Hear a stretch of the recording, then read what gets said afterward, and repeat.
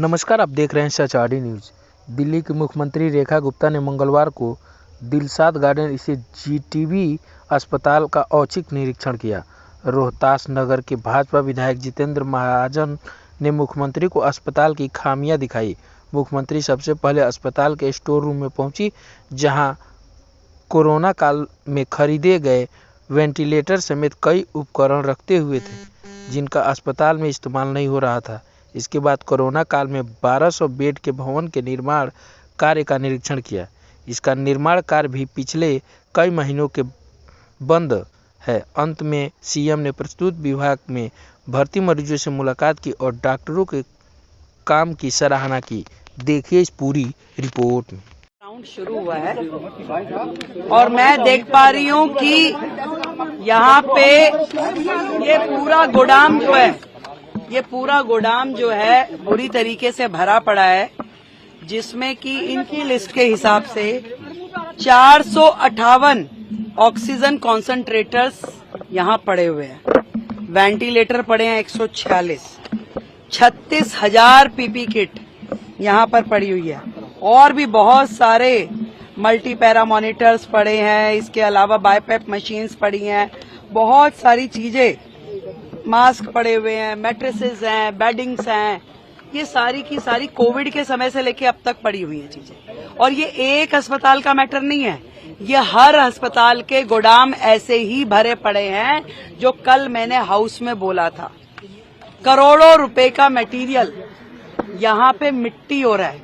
आज यदि हम किसी एक्सपर्ट से इसे दिखाएं भी तो भी ये यूटिलाइज होने की स्थिति में नहीं है। ये केवल आपके गोदाम भरे हुए हैं आज की डेट में, जिसे आप इस्तेमाल नहीं कर सकते। कोविड से लेके अब तक आप मानिए कि 458 ऑक्सीजन कॉन्सेंट्रेटर्स एक अस्पताल में पड़े हैं। बाकी के अस्पतालों की क्या स्थिति है? और जो 7 बिल्डिंग जो उस समय कोविड के समय में बननी थी, जो आनन फानन में इन्होंने संजय गांधी में उन्होंने पार्किंग में ही बना दी बिल्डिंग।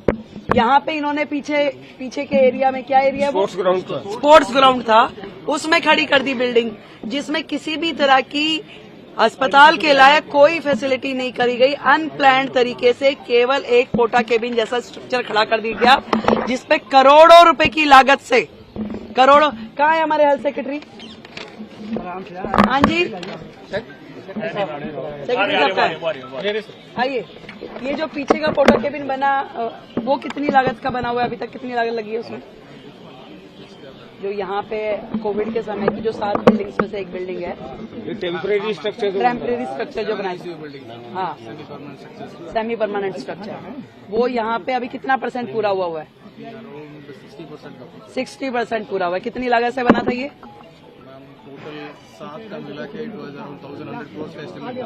1,100 करोड़ का एस्टिमेट था, जो कि उस समय का शुरू हुआ 60% पे आज भी है। कोविड में बन नहीं पाई।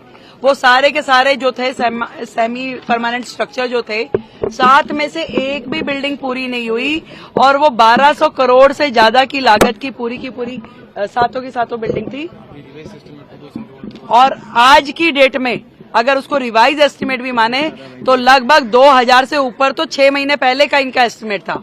आज की डेट में अगर मैं समझूं, अगर हम उसके ऊपर 2,500 करोड़ भी खर्च कर दें तो वो बिल्डिंग हमारे लिए अनयूटिलाइज्ड है, क्योंकि उसमें अस्पताल में होने वाला जो इंफ्रास्ट्रक्चर है उसके पैरामीटर फॉलो ही नहीं किए गए। मैम, केवल इस हॉस्पिटल की बात है जिसमें आपने बताया कि 2,500 करोड़ लगेंगे, या वो सभी वो 7 बिल्डिंग जो उस समय सेमी परमानेंट स्ट्रक्चर बनाए गए थे, उसमें से एक बिल्डिंग ही है। यहाँ की बिल्डिंग की कॉस्टिंग कितनी है? कॉमन एस्टिमेट था। भी बहुत गड़बड़ियां हुई हैं, इस तरह के आरोप सामने आ रहे हैं कि जो कॉन्ट्रैक्चुअल स्टाफ की हायरिंग हुई है उसमें बहुत। अभी मैं यहाँ इस बिल्डिंग में आई हूँ तो लगातार वो जो कर्मचारी थे वो चिल्ला रहे थे कि हमारी 6 महीने से तनख्वाह नहीं मिली। इस तरह का माहौल है। और मैंने तो पहले ही कहा कि दिल्ली सरकार के अस्पताल और दिल्ली सरकार का स्वास्थ्य विभाग खुद बीमार है। अभी इस तरह के न जाने कितने ही मुद्दे अभी खोज के हमें निकालने होंगे। जो लोग चिल्ला रहे हैं कि 2,500 दीजिए, पहले वो ये देखें कि दिल्ली सरकार वो किस हालत में छोड़ के गए हैं। कितना करोड़ों रुपए का उन्होंने नुकसान दिल्ली की जनता का किया। आज इतना हजारों हजार सामान अस्पतालों में सड़ रहा है। ये एक अस्पताल की बात नहीं है, ये सारे अस्पतालों में इससे बड़ी बड़ी सूचियां पड़ी। आपने खुद पूरे के पूरे उसकी गोदाम की हालत देखी, आप बिल्डिंग की हालत देखिए, कर्मचारियों को तनख्वाह नहीं है, अंदर इंफ्रास्ट्रक्चर नहीं है, चीजें नहीं है। इस बीमार हालत का जिम्मेदार कौन है भाई? आज हमें तो इस स्थिति में आप देखे जा रहे हो। हम इसके लिए प्रयास करेंगे चीजों को ठीक करने की।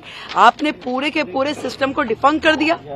आज वो अस्पताल जिसमें हजारों मरीज रोजाना आते हैं, वो इलाज नहीं पा रहे। बेचारे डॉक्टर्स एम्बेरस है। मतलब यहाँ के एमडी साहब जो हैं, इनके पास 4 हॉस्पिटल का चार्ज है। क्या इतने बड़े बड़े 4 अस्पताल की संभालने के लिए स्थिति में है? इतना ओवरबर्डन किया हुआ एक अस्पताल आदमी संभालने में दिक्कत है। आज जो रिक्रूटमेंट होनी है, आज जो उन्होंने भर्ती करनी थी डॉक्टर्स की, एमडीज की, वो सब नहीं किया, उस सबको गड्ढे में डाल दिया। आज 4 बड़े अस्पतालों का एक एमडी काम कर रहा है। क्या उम्मीद कर सकते हैं हम उनसे कि वो क्या अस्पताल को देखेंगे, क्या व्यवस्थाएं दे रहे हैं? ये जो आम आदमी पार्टी की सरकार है, केवल और केवल चैनल्स पे नौटंकी करने के लिए है। काम करने की दृष्टि से उनका हेल्थ मॉडल, उनका एजुकेशन मॉडल जीरो है, जीरो।